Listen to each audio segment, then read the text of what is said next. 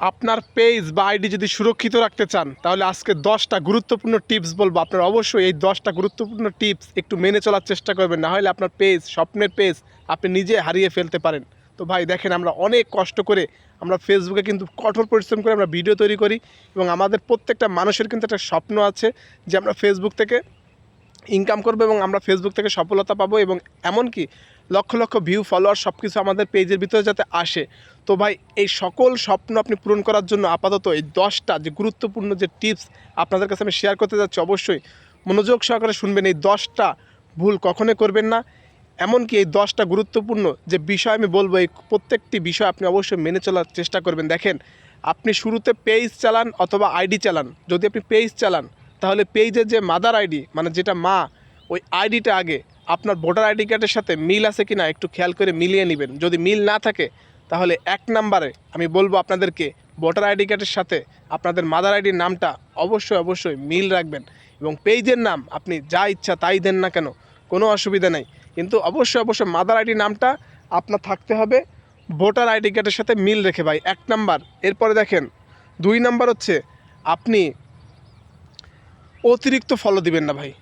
আপনি ফেসবুকে ফলো দেওয়ার একটা লিমিট আছে ভাই। আপনি যদি অতিরিক্ত ফলো করেন, দেখা যাচ্ছে আপনার ফলোয়ার্স আছে কত, আপনার ফলোয়ার্স আছে 300, আপনি ফলোইং করে ফেলেছেন 1200 1500, ভাই এটা করবেন না। আপনি ফলো করবেন কিন্তু একটা লিমিট আছে, একটা ধৈর্য ধরে আপনি এখানে ফলো করতে হবে। আপনার ভিডিও দেখবেন আর সাথে সাথে কমেন্টস করবেন। আগে দেখতে হবে যে আপনার ভিডিওটা ভালো লাগতেছে কিনা, বা আপনি তার থেকে কিছু পাবেন কিনা, বা আপনি তার কাছ থেকে কোনো গুরুত্বপূর্ণ পরামর্শ পান কিনা, তখন আপনি তাকে ফলোটি দিবেন ভাই।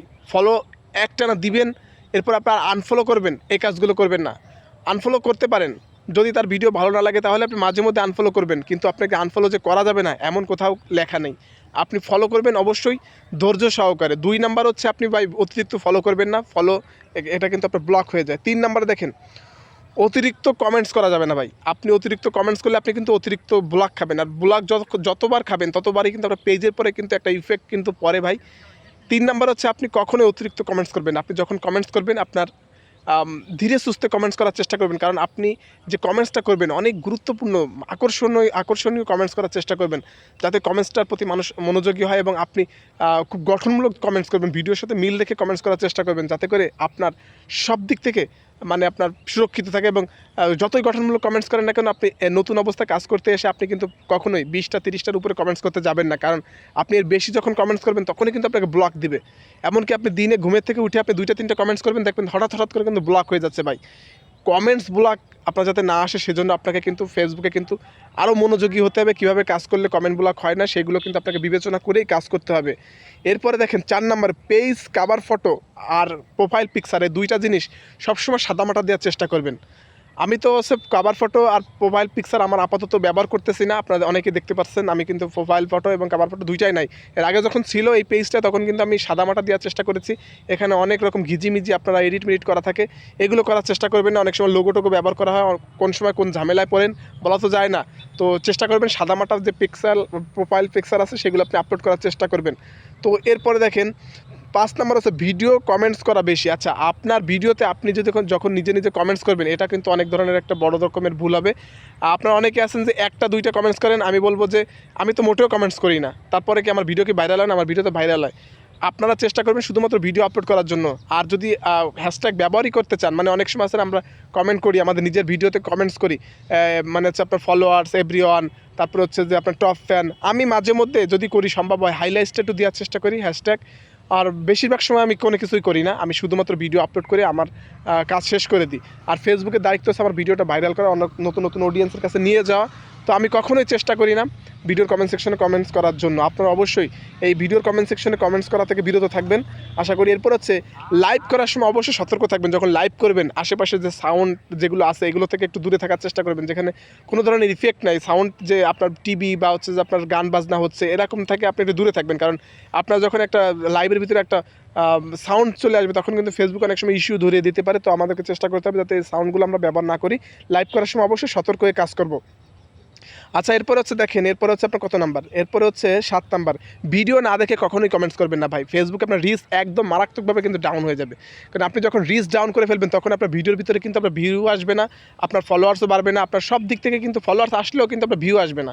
ফলোয়ার্স আসে হয়তো আপনি তাকে রিপ্লাই কমেন্টস করতেছেন অথবা কমেন্টস করতেছেন, কমেন্টসের থেকেও কিন্তু কমেন্টসের থেকেও ফলোয়ার্স আসে, কিন্তু আপনার ভিডিও যদি ভাইরাল না করতে পারেন তাহলে কিন্তু আপনার সমস্যা আছে। তো সে কারণে বলবো যে আপনি গঠনমূলক কমেন্টস করার চেষ্টা করুন, ভিডিও না দেখে কখনোই কমেন্টস করবেন না। এরপরে দেখেন, নিজের ভিডিও বিভিন্ন গ্রুপে শেয়ার করবেন না ভাই। ফেসবুকে আপনার কাজ হচ্ছে সুন্দর সুন্দর কন্টেন্ট আপলোড করা, আর ফেসবুকের দায়িত্ব আপনার ভিডিওগুলো ভাইরাল করা ভাই। আপনি যদি মনে করেন যে আমি ভিডিও গ্রুপে শেয়ার করবো ভাই, তাহলে আমি বলবো আপনি ভুল কাজ করতেছেন। ভিডিও গ্রুপে শেয়ার করার কোনো প্রয়োজন নাই। আপনি জাস্ট শুধু ভিডিও আপলোড করবেন, আপনার কাজ শেষ করে দেবেন। এরপরে ফেসবুকের দায়িত্ব, ফেসবুক আপনার ভিডিওটা ভাইরাল করার দায়িত্ব নেবে। আপনার যদি ভিডিও ভালো হয়ে থাকে তাহলে অবশ্যই নতুন নতুন অডিয়েন্সের কাছে কিন্তু ফেসবুক ভিডিওগুলো সাজেস্ট করবে। তো এরপরে হচ্ছে দেখেন, এরপরে হচ্ছে আপনার 9 নাম্বার, ভিডিওর লিঙ্ক কখনোই আপনি কপি করে হোয়াটসঅ্যাপে, মেসেঞ্জারে কোনো রকম আপনি কোথাও দেওয়ার চেষ্টা করবেন না ভাই। এই কাজটা কিন্তু অনেক গুরুত্বপূর্ণ একটা বিষয়, আপনি এই কাজ থেকে দূরে থাকবেন। কখনোই কোনো গ্রুপে বা হোয়াটসঅ্যাপে বা মেসেঞ্জারে আপনি কখনোই আপনার পেজের লিঙ্ক বা আইডির লিঙ্ক কখনো কপি করে শেয়ার করতে যাবেন না। 10 নাম্বারে, অতিরিক্ত রিয়াকশন করবেন না ভাই, অতিরিক্ত রিয়াকশন করবেন না। আপনি যদি অতিরিক্ত রিয়াকশন করবেন, আমিও রিয়াকশন করি কিন্তু অতিরিক্ত করি না, কারণ অতিরিক্ত কোনো জিনিসই ভালো না। আমরা যখন ফেসবুকের ভিতরে কাজ করব তখন হচ্ছে যে আপনার রিয়াকশন দেখা যাচ্ছে কি আপনি রিয়াকশন করতেছেন, এতে অনেক সময় রিয়াকশন ব্লক হয়, তাতে কিন্তু আমাদের পেজের রিচ ডাউন হয়ে যায়, এমনকি আমরা কন্টেন্ট আপলোড করতে পারি না, ফেসবুক বলে দেয় লিমিট শেষ। তো আমাদেরকে অবশ্যই চেষ্টা করতে হবে যাতে আমরা যখন কন্টেন্টগুলো আপলোড করব আমাদেরকে যাতে সুন্দরভাবে আপলোড করতে পারি, সেজন্য আমাদেরকে কিন্তু রিয়াকশন কমিয়ে দিতে পারি। রিয়াকশন দিব আমরা অবশ্যই সীমাবদ্ধতার ভিতরে থেকে রিয়াকশন দিতে হবে, আমরা কখনোই অতিরিক্ত রিয়াকশন দিব না। তো সবসময় চেষ্টা করবেন এই ফেসবুকের গাইডলাইনগুলো মেনে কাজ করার জন্য, কারণ ফেসবুক এমন একটা জায়গা, আপনি এই প্ল্যাটফর্মে যদি কাজ করতে চান আপনাকে সঠিক গাইডলাইন মেনে কাজ করতে হবে, কারণ ফেসবুক আপনার সফলতার জায়গায় আপনি সফল হতে চাইলে আপনাকে সফলভাবে কাজ করতে হবে, সঠিক নিয়মে গাইডলাইন মেনে কাজ করতে হবে। আর এই 10টা গুরুত্বপূর্ণ টিপস শেয়ার করার চেষ্টা করেছি আপনাদের মাঝে, জানি না কেমন হয়েছে। যদি ভালো লেগে থাকে তাহলে অবশ্যই আপনার বন্ধুদের মাঝে ছড়িয়ে দিতে ভুল করবেন না। আর এরকম ইনফরমেটিভ ভিডিও আরও সামনে আসবে আশা করতেছি।